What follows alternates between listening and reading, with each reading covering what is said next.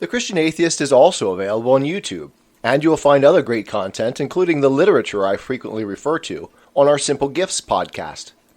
If you find our content helpful, consider supporting us through PayPal at romanschapter5@comcast.net. Welcome to The Christian Atheist, where faith and reason fuse in the incarnation. Episode 48, A Matter of Faith, Part 2.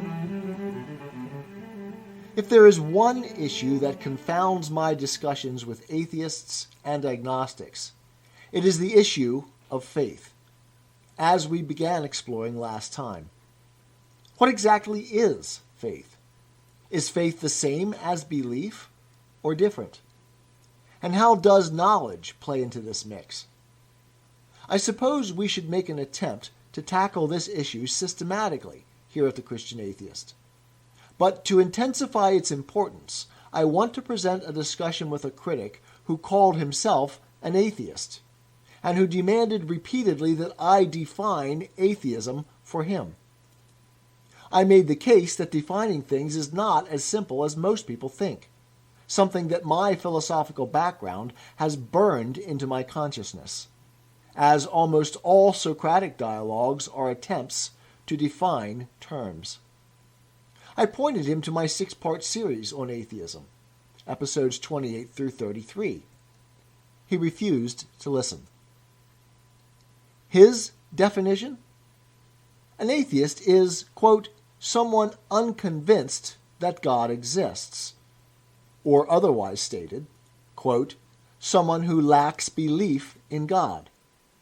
This, of course, is one of the fallback definitions for atheism I dealt with in my atheism series. In it, I argue, episode number 30, that this is a definition for agnosticism, but cannot be a definition for atheism, because it can only mean one of two things. 1. That the idea of God is missing from your consciousness, or 2a. You believe there is no God, which is atheism. Or 2b.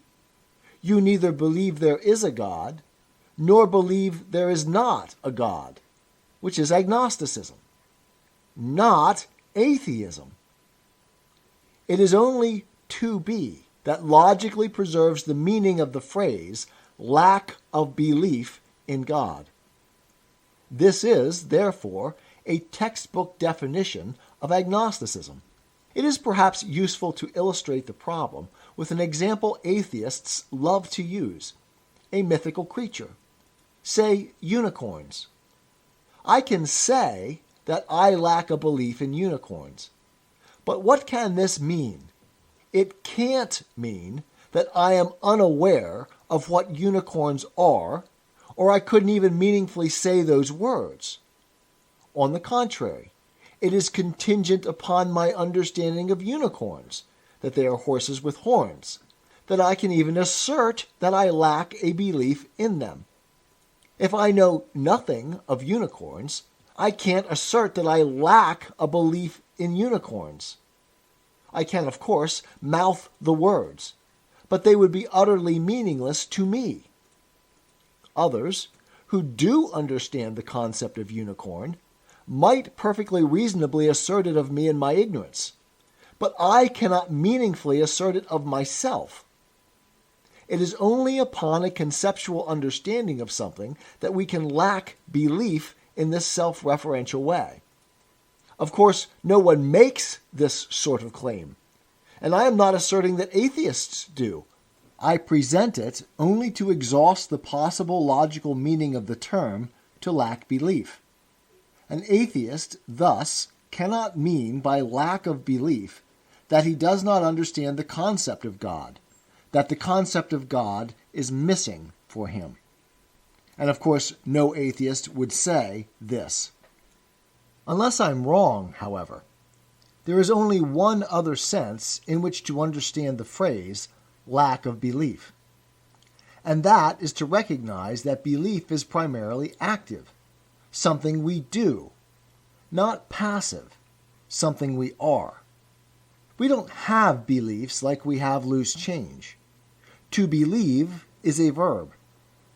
In terms of our example, then, lacking a belief in unicorns can only logically assert something about what I believe about unicorns.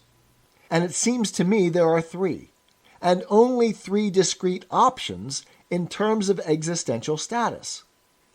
1. Believing unicorns exist. 2. Believing unicorns do not exist. Or 3. Uncertainty, the refusal to believe either way. These correspond to theism, atheism, and agnosticism. In terms of existence claims, there are only three rational options available to us, and a lack of belief is clearly agnosticism, not atheism. Our critic in what follows is responding to this argument. One note: I will pause to comment on the discussion in this episode, as I think there is a great deal worth considering in the conversation that follows. I will denote these parenthetical comments with the terms comment and end comment. Critic: no one ever chooses a belief. You're either convinced of a proposition or you are not. Try to believe. Not just say the words, but actually believe that the Easter Bunny is real. Comment: this is a serious point, and well worth considering. To what extent are our beliefs imposed upon us? And to what extent, if any, do we choose to believe in things? The critic here lays out an inflexible position. Beliefs are never chosen. If, however, we take that at face value, the critic must concede that religious believers, too, have no choice in their beliefs. If religious believers, as he asserts, do not choose their beliefs, then what sense do we make of his claim that religious believers, and only religious believers, are irrational? He must concede that he himself has no choice in his beliefs, which opens him to the charge of irrationality on his own grounds. How did he come to accept science as a better way of understanding the world than common sense? How does he explain changes of beliefs? Implicitly, the critic, and many others who hold this position, are assuming, that is, believing in, a metaphysical determinism, that humans lack free will. Most would not want to explicitly acknowledge this, or see the contradictions into which their position forces them. On the flip side, however, he is certainly correct that we cannot simply believe by an act of arbitrary will. As he suggests, I cannot believe in the Easter Bunny, try as I might. This, however, highlights one of the most powerful arguments I make against the atheist definition of faith, which we will encounter from this critic below, and which I can never get atheists to concede when I make it. Even in this conversation, we will see how this point makes this critic's definition of religious faith illogical, indeed impossible. My argument is that belief or faith is a mixture of compulsion and choice in varying degrees. We do, at some level, choose our beliefs. But at all levels, there is a necessary element of impression, or compulsion, too. End comment. Critic: your epistemic choice is incorrectly stated. Convinced a God exists. Theism. Unconvinced a God exists. Atheism. Gnosticism is about knowledge, not belief. Calling a lack of belief a belief is, frankly, ridiculous. Comment. Here, the critic collapses a finer, tripartite epistemic distinction into a cruder dualistic one. In the logic of his position, then, one either believes in God or one is an atheist. Stated clearly in this way, I don't think that even he would accept this position, as it does not allow for the experience of those of us who would like to be able to separate a pure skepticism that refuses to embrace an uncertain conclusion, what traditionally we have called agnosticism, from a practical decision to move forward with the best solution we can manage. Skepticism is the foundation point for scientific inquiry, but I would argue also the foundation for faith. His only argument for this epistemic simplification is the claim that atheism and theism are about belief, whereas agnosticism is about knowledge. He is right, terminologically, that gnosis, the Greek word for knowledge, is what is denied in the term agnosticism. The terms atheism and theism, however, by themselves reference neither belief nor knowledge, but only the objective idea of God, one endorsing that idea and one negating it.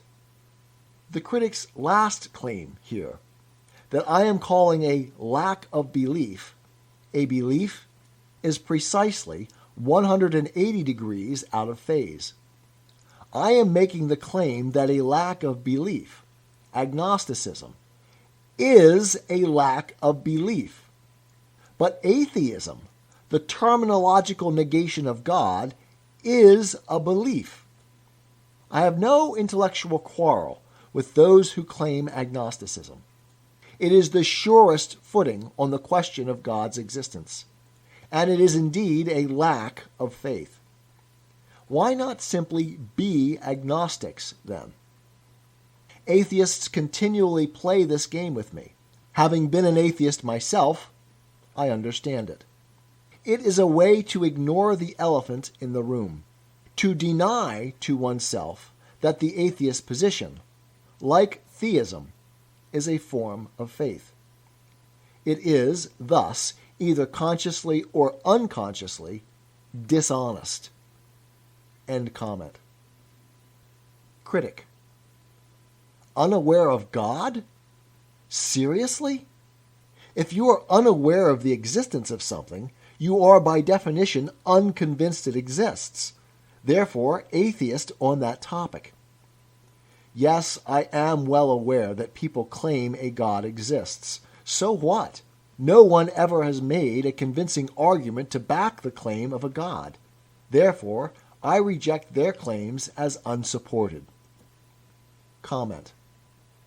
If you are truly unaware of something, you are indeed unconvinced it exists, which is why, all the more, the appropriate term, even on the critic's own understanding of it as expressed in the last section, would be agnosticism.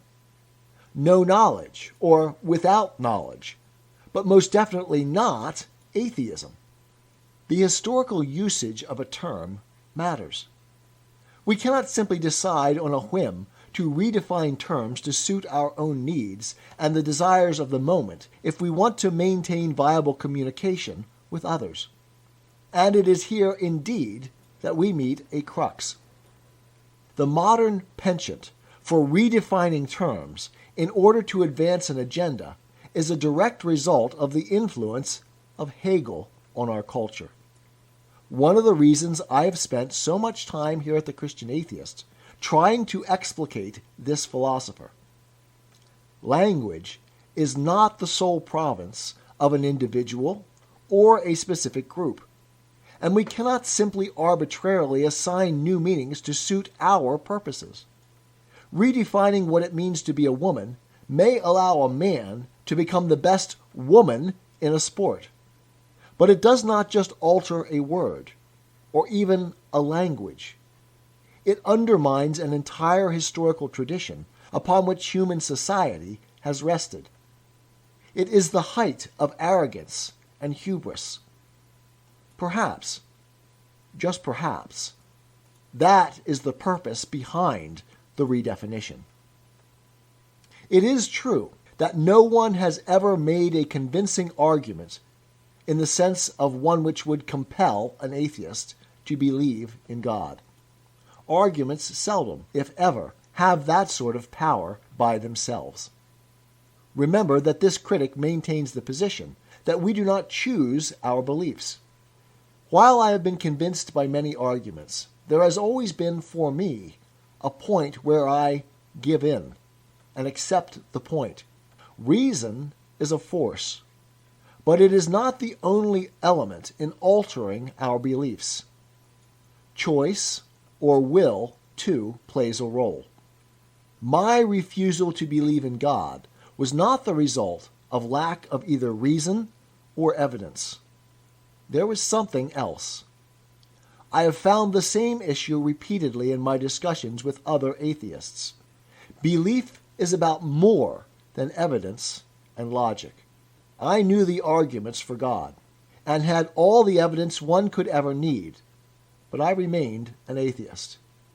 I do not fully understand all that goes into believing, being converted, as Plato uses this term, to a belief in God.